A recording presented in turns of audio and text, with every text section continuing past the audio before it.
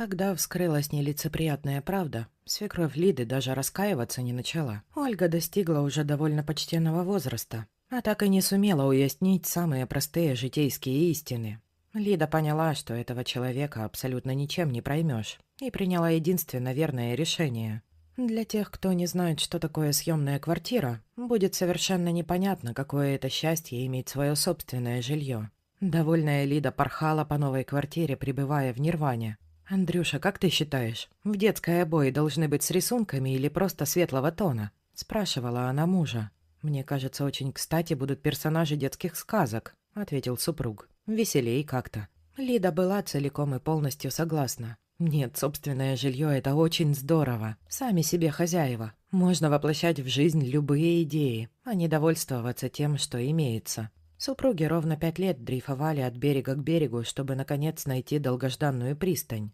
Лида вышла замуж за Андрея по огромной любви. А на меньшее она была и не согласна. Не было в ней той расчетливости, что присутствовала во многих подругах. Взять хотя бы Олесю, близкую подругу. Выскочила замуж за мужчину чуть ли не вдвое старше себя. А все для того, чтобы в 20 лет познать все прелести золотой клетки. Теперь сидит в 4 стенах. Шаг влево, шаг вправо. Глядит на свои драгоценности и меха, да вздыхает, что поступила опрометчиво. Да таких примеров великое множество.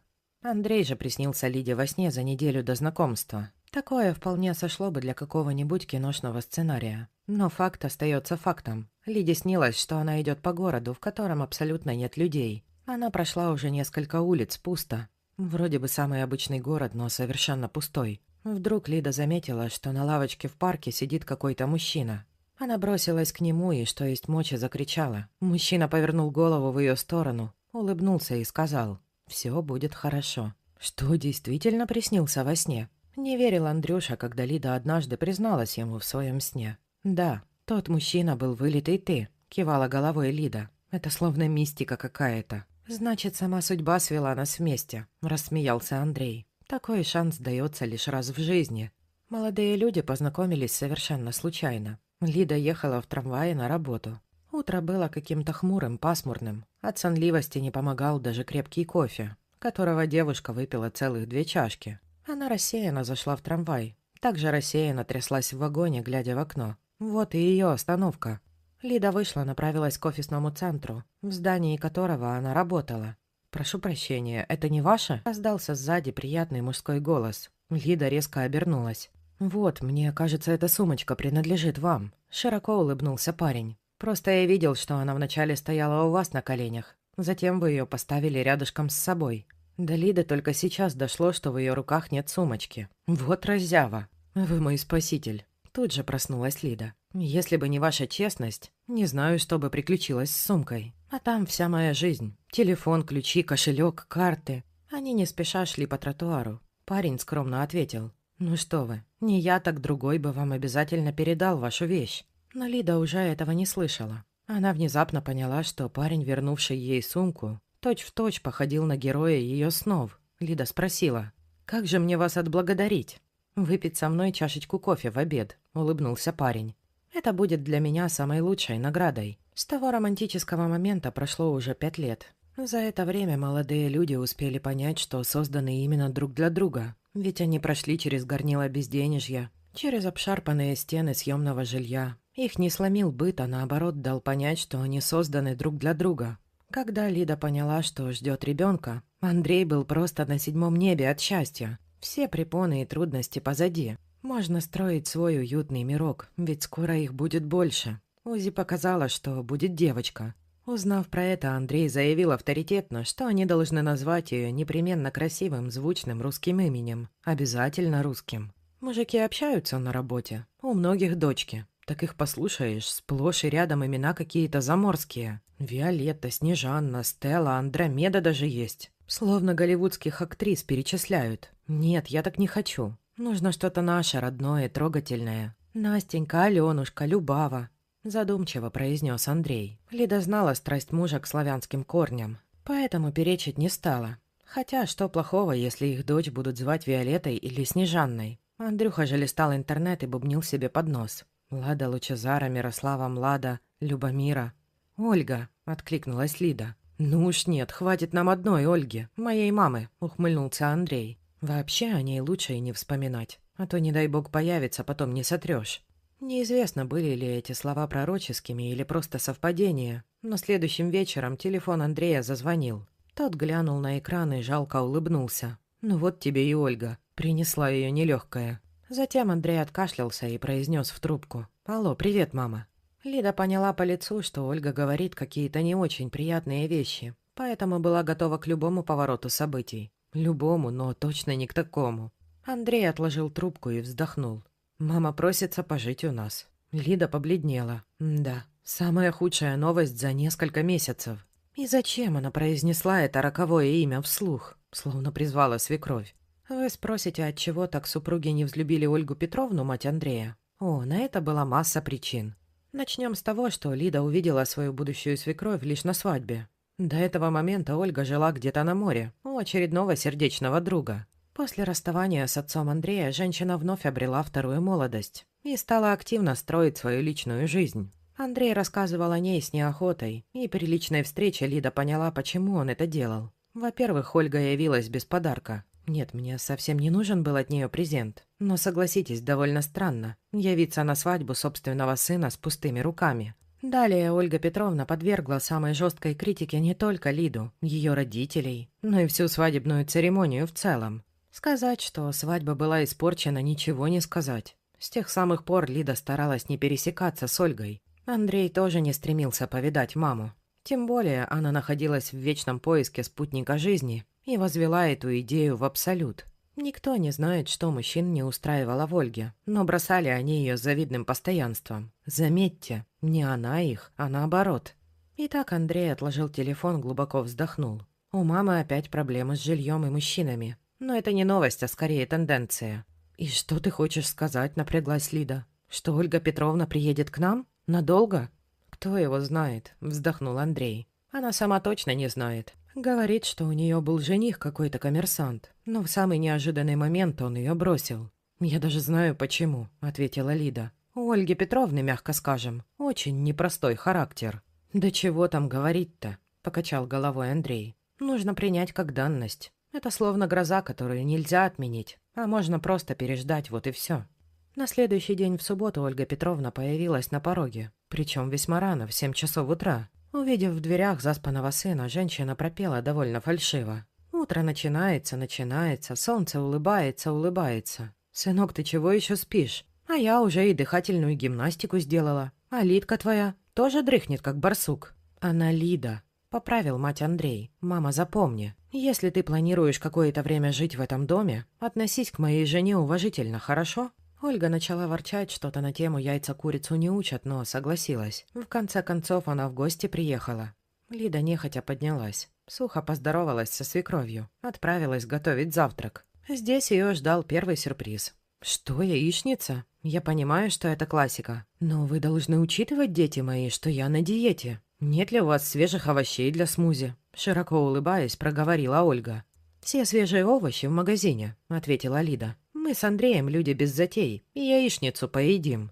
Ольга, видимо, поняла, что на Лиду где сядешь, там и слезешь. Со вздохом согласилась на яичницу. Она уныло начала ковырять глазунью вилкой, словно ребенок, которого на завтрак заставили есть манную кашу. После завтрака начали решать вопрос с размещением свекрови. Она категорически отказывалась спать на полу в детской. Другой мебели в этой комнате не было по понятным причинам. Андрей и Лида только присматривали детскую кроватку. И вопрос о детской мебели еще был открыт. «У вас в гостиной превосходный диван прямо напротив телевизора», — радостно воскликнула Ольга. «Я буду нежиться после обеда и смотреть свои любимые турецкие сериалы. Кстати, о сериалах. У вас есть канал «Мировой сериал»?» Андрей со вздохом включил телевизор. Начал проверять наличие этого нужного канала. Такового не обнаружилось. «И что вы хотите этим сказать? Чтобы я осталась без своего бурака из чивита?» Насупилась Ольга. «Нет, так дело не пойдет». Андрей, чертыхаясь, полез в настройки телевизора. Нашел пресловутый канал, затем еще около часа объяснял матери, как нужно обращаться с хитрым смарт-телевизором. После этого ликбеза Андрей отправился в магазин за надувным матрасом. Лида же осталась наедине со свекровью. Девушка нарочно ничего не говорила о своей беременности, но Ольга сама начала догадываться. «Милочка, ты так поправилась с момента свадьбы. У меня два варианта. Либо ты не понаслышке знаешь, что такое плотный завтрак, обед и ужин, либо... Все верно, либо, перебила ее Лида. У нас с Андреем будет ребенок, девочка. Ах, это прелестно, расцвела в улыбке Ольга. Вы уже определились с именем? Пока думаем, ответила Лида. Но мы оба склоняемся к тому, чтобы имя было исконно русским. Ах, это несовременно, скривилась Ольга. Русское имя, конечно, очень похвально. Но лично я настоятельно советую вам рассмотреть такие имена, как Неслихан, Мирьем, Фахрие. «Это что?» – в ужасе отшатнулась Лида. «Не что, а кто?» – назидательно покачала головой Ольга. «Это имена популярных турецких актрис. Очень красивые, звучные и певучие». Лиде совсем не хотелось спорить. Она вежливо поблагодарила свекровь за дельный совет. В душе было стойкое предчувствие, что Ольга еще задаст всем жару. Так оно и вышло. Вечером посыпались самые безобидные просьбы. «Лида, у меня завтра встреча с одним мужчиной. Не могла бы ты мне одолжить свою косметику?»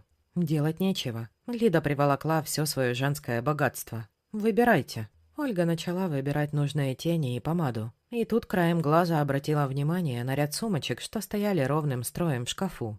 «Какая прелесть! Я возьму вон ту ярко-красную». Лида и тут пошла на уступки. Далее Ольга начала примерять туфли, но, слава богу, размеры не совпали. Свекровь провозилась до поздней ночи, создавая себе новый неповторимый образ. Вернулась она со свидания очень подавленной. И для кого я наряжалась? На поверку он оказался обычным строителем. «Ты где его нашла, мама?» – насторожился Андрей. Та созналась, что в интернете. «Тебе еще повезло, что это был строитель, а не аферист», – вздохнул Андрей. Прошла неделя. Как-то раз Лида вернулась домой пораньше. В квартире никого не было. Взгляд девушки тут же упал на шкатулку, что стояла в шкафу.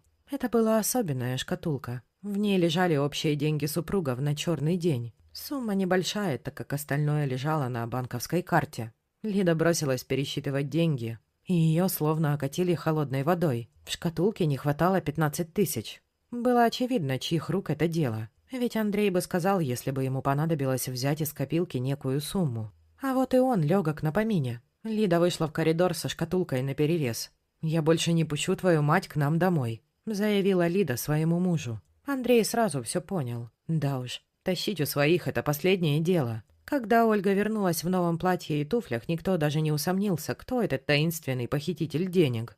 «Я не виновата, что у меня очень скудный гардероб», — заявила Ольга, совершенно ни в чем не раскаиваясь. «У вас хорошая работа. Внесете, сколько я там взяла?» Лида и Андрей просто задохнулись от такого махрового цинизма. Они наперебой начали высказывать свекрови все, что о ней думают.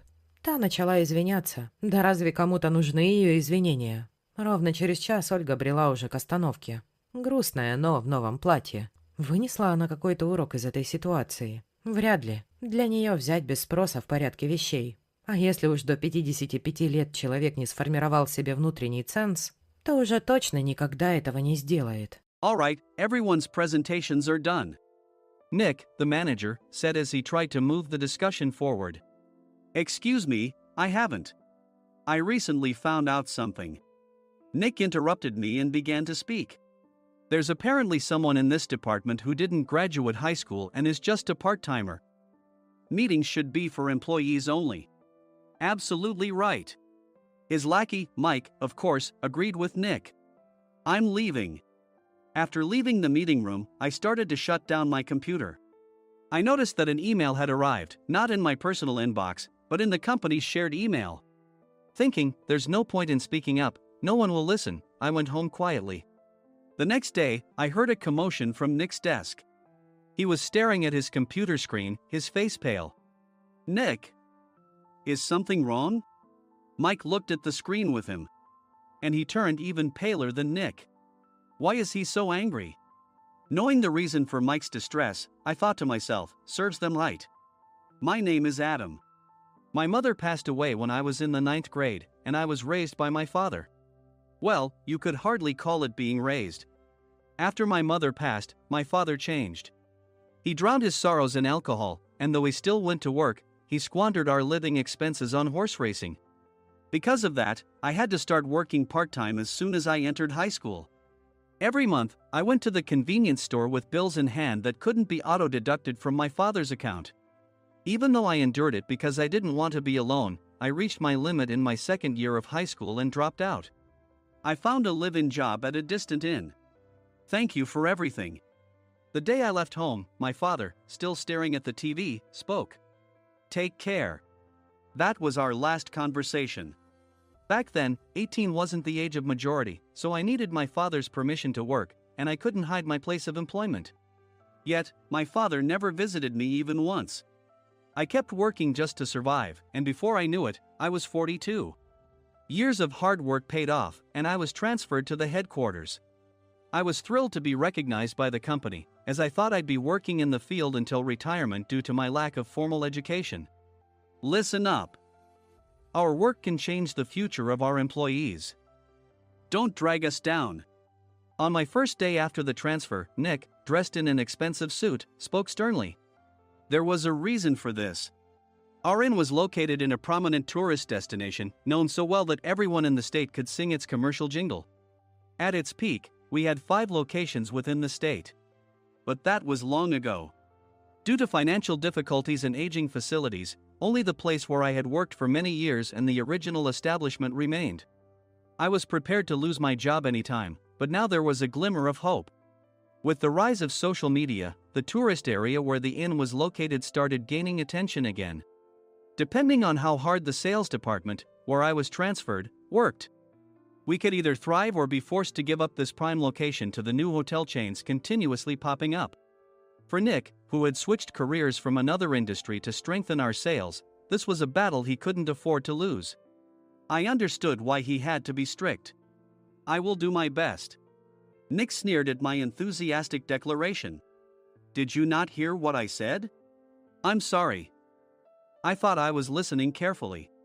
Out of habit from years of customer service, I apologized reflexively, though I had no idea what had offended him. Someone was watching me with a smirk. In this department, there are those who are expected to excel and those who have been shoved here because they have nowhere else to go. You are the latter. It was Mike, the section chief. He's 7 years younger, at 35. But he was called to headquarters much earlier than I was and had been moving around within the headquarters ever since. I'm not jealous, but I can't accept that he's my boss. Graduating from a prestigious university, he has an unusually high pride and caused many problems as a newbie, making things very difficult for me when I was the front desk leader. When I found out Mike was transferred to the sales department a month before me, I was disheartened. Mike is right. With just a middle school diploma, there's not much you can do. Don't even think about achieving results. As if I didn't exist, Nick remarked, I'm thirsty. Mike eagerly ran to the coffee maker. It seems Mike is Nick's lackey. I regretted being happy about my transfer to headquarters, wishing I had stayed on site forever. Send a direct mail to every company on this list by the end of the day. Nick only assigned me tasks that even a new graduate could handle. What? There are over 1,000 companies. You want me to send to all of them by today? Yes, if you and your fellow misfits split the work, even those with nowhere else to go should finish by today. I glanced at the employees typing away expressionlessly. They were worn out from customer service, only thinking about leaving on time, or were women reassigned after having children, with zero motivation for work. Even Sam, a new graduate from the same university as Mike, who was supposed to be among the expected achievers, had no enthusiasm for the job, having joined the company wanting to do customer service. I don't care what they say, I plan to quit anytime, he said. Only Nick and Mike were highly motivated, making all the decisions between the two of them. I originally only wanted to work at the inn to survive and had no particular attachment to this job. I swallowed my words, thinking I had no right to reprimand them. About a month after the transfer, Nick told us with a frustrated look. To commemorate the 50th anniversary, we've decided to create a plan exclusive for one group per day. Originally, Mike and I were supposed to come up with it, but our president, Mr. Thompson, insists on hearing everyone's opinions. So, you all get a chance. As Nick explained, Mike began handing out prints. Make sure not to embarrass Nick. If your ideas are half-baked, you'll have to redo them. It seemed that they had printed his handwritten notes by Mr. Thompson, which included several questions and a section for free responses. It made sense why Nick had to seek our input, given that all responses had to be submitted to Mr. Thompson. We were given a week to think about it, and a meeting was scheduled to compile our ideas. My plan is to let guests enjoy both the old and modern America. Nick began the presentations. Guests would watch a master confectioner at a nearby traditional sweet shop make sweets in front of them. The welcome drink would be premium tea in a bottle. Nick's plan was certainly attractive. After his presentation, Nick called on us to present in the order we were seated. Just as I stood up for my turn. "All right, everyone's presentations are done." "Excuse me, I haven't. I recently found out something." Nick interrupted me. "There's someone in this department who didn't graduate high school and is just a part-timer." He was likely talking about me. I joined the company as a part-timer and was made a full-time employee when I turned 20. That was 20 years ago, so Nick and Mike probably had no chance to know until recently. Meetings should be for employees only. Absolutely right. After that, Nick kept creating opportunities to solicit everyone's opinions, purposefully excluding me from speaking. The meeting unexpectedly heated up and went past the scheduled end time. A few people asked to leave, and the discussion continued with the remaining few. "Still here?" Normally, you'd leave in that situation. Though I had no attachment to the job initially, hearing kind words from customers made me want to make them happier. For someone like me, with nowhere to go, the inn was my home and customer service was my life. I felt pathetic about my current self. "I'm leaving." I left the conference room and started shutting down my computer. I noticed an email had arrived, not in my personal inbox, but in the company's shared email. Thinking no one would listen to what I had to say anyway, I quietly went home. The next day, while preparing the DM as instructed, I heard a commotion from Nick's desk. In his haste to stand up, he hit his knee on the desk. He stared at his computer screen, his face pale. "Nick? What's wrong?" Mike, thinking he should be the first to rush over, approached Nick while still wearing his coat. He peered at the screen with Nick. And he turned even paler than Nick. Why is he so angry? Who is responsible for this company? Nick, more irritated than ever, asked, and Mike answered without checking. Probably Sam. Sam wasn't there because he was attending a morning training session for new hires. Nick gave up on getting angry and returned his gaze to the screen. They were looking at an email that arrived right after the end of the working day yesterday. Apparently, no one, including me, had checked it before leaving. The email was from a large company that used us for their annual employee trips. The president and executives of that company also frequently used our services personally. President of the company, Mr. Mason himself, had declared that neither he nor his company would ever use our services again. Well, some companies cancel their employee trips or stop using our services due to financial struggles. Let's just move on. Mike kept wiping the sweat from his forehead with a handkerchief. Knowing why Mike was so agitated, I quietly watched their interaction. Do you know how much revenue we get from that company? We can find other guests to fill the rooms, but we'll lose the banquet costs, gift shop revenue, rental car fees, and more. Moreover, the gifts were supposed to be prepared by the traditional confectionery shop involved in Nick's proposed plan. If it's known that we incurred such a huge loss at this critical time, Nick's position in the company would be jeopardized. Nick took a deep breath, seemingly trying to calm himself. All right, Mike. Go to New York right now and apologize to Mr. Mason. What? You're coming with me, right? I have urgent work to do. I trust you, which is why I'm entrusting this to you. Please. Mike, believing Nick's sincerity, agreed with a determined look on his face, saying, yes. That's Nick for you. Even if Mike went to apologize, Nick would shift all the blame onto him if the client didn't change their mind. Well, it was Mike's fault to begin with, so it served him right. About 3 hours later, Sam answered a call from somewhere and repeatedly apologized, saying, I'm very sorry. Everyone watched to see what was happening. After ending the call, he informed Nick with a weary tone.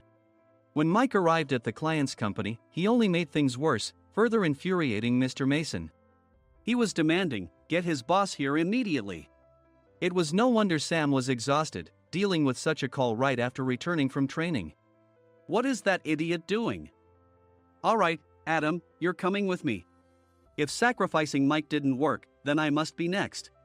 Normally, I'd want to refuse at all costs, but I saw an opportunity in this situation. If I can be of assistance, I'd be happy to join you. I immediately followed Nick, and we flew to New York. When we introduced ourselves at the reception, it became clear how serious the situation was, as the receptionist personally escorted us to the president's office. Angry voices leaked through the door, making both Nick and me uneasy. "Excuse me. I'm Nick, the supervisor. I understand my subordinate has caused you trouble, and I deeply apologize." Nick, with his experience in the corporate world, knew enough to offer an apology before excuses. However, his customer service skills left much to be desired. I sighed as I saw Mike trembling like a small dog in the corner of the room. "What kind of training are you giving your subordinates?" Mr. Mason glared at Nick with a red face.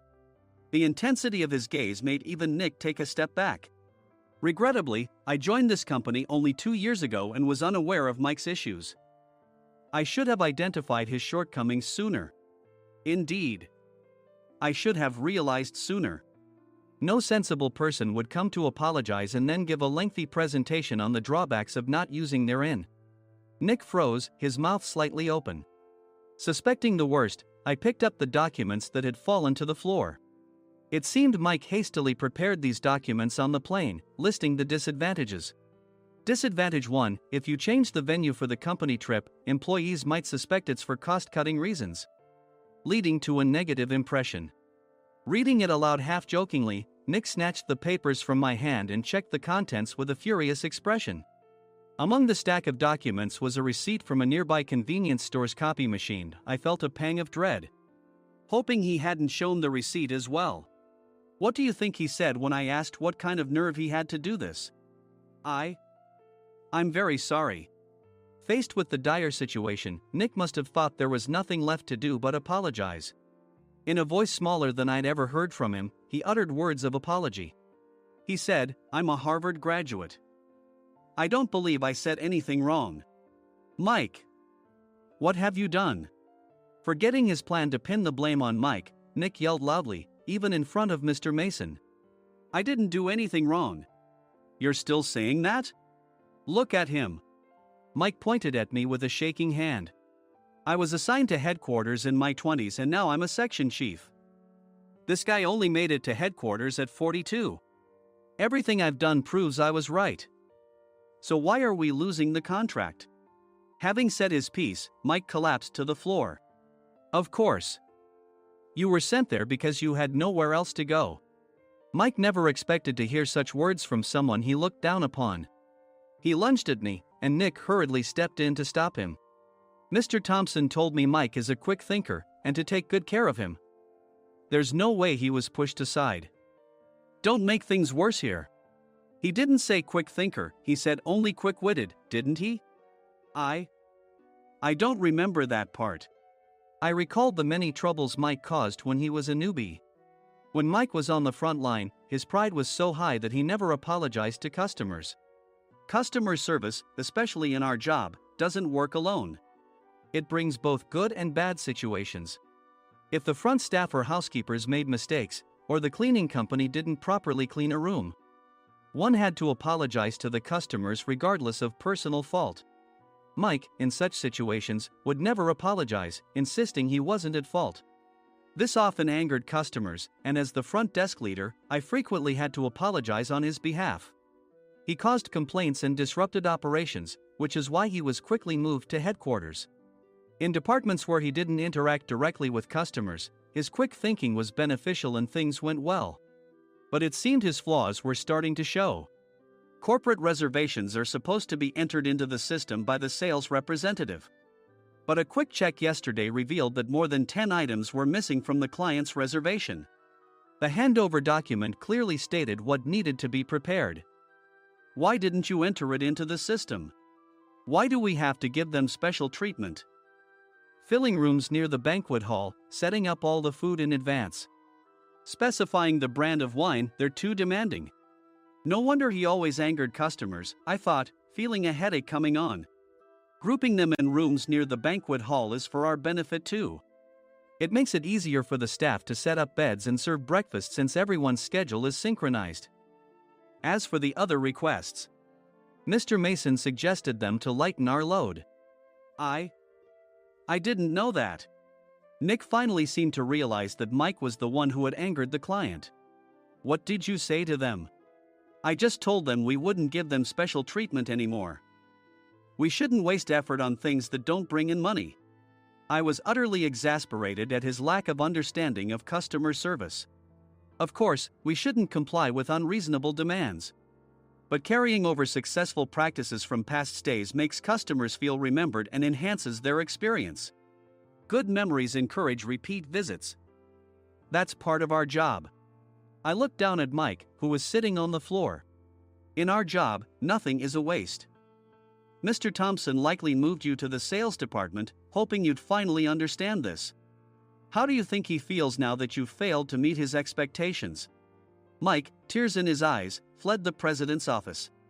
I was amazed he still hadn't apologized. You have it tough, Adam.